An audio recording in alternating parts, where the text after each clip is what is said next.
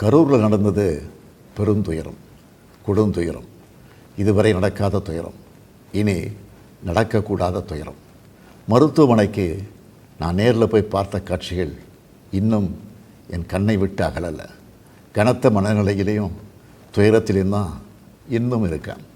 செய்தி கிடைச்சதும் மாவட்ட நிர்வாகத்தை முடுக்கிவிட்டு எல்லா உத்தரவுகளையும் பிறப்பித்த பின்னாலும் என்னால் வீட்டில் இருக்க முடியல. உடனே அன்றைக்கி நைட்டே கரூருக்கு போனேன். குழந்தைகள், பெண்கள்னு 41 உயிர்களை நாம் இழந்திருக்கிறோம். இறந்து போனவங்க குடும்பத்துக்கு தலா 10 லட்சம் ரூபாய் அறிவித்து அதை உடனடியாக வழங்கிட்டு இருக்கோம். ஹாஸ்பிட்டலில் சிகிச்சை பெற்று வர்றவங்களுக்கு அரசு சார்பில் முழு சிகிச்சையை வழங்கி வரோம்.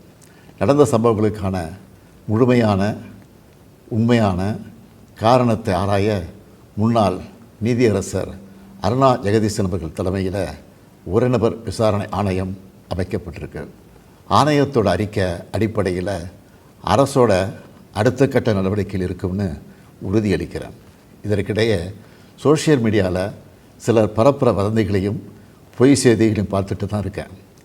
எந்த ஒரு அரசியல் கட்சி தலைவரும் தன்னோட தொண்டர்களும் அப்பாவி பொதுமக்களும் இறக்கிறத எப்பொழுதும் விரும்ப மாட்டாங்க.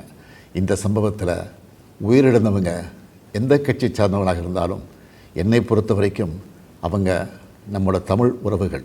எனவே சோகமும் துயரமும் சூழ்ந்திருக்கக்கூடிய இந்த நிலையில் பொறுப்பற்ற முறையில் விஷமத்தனமான செய்திகளை தவிர்க்கணும்னு கேட்டுக்கிறேன்.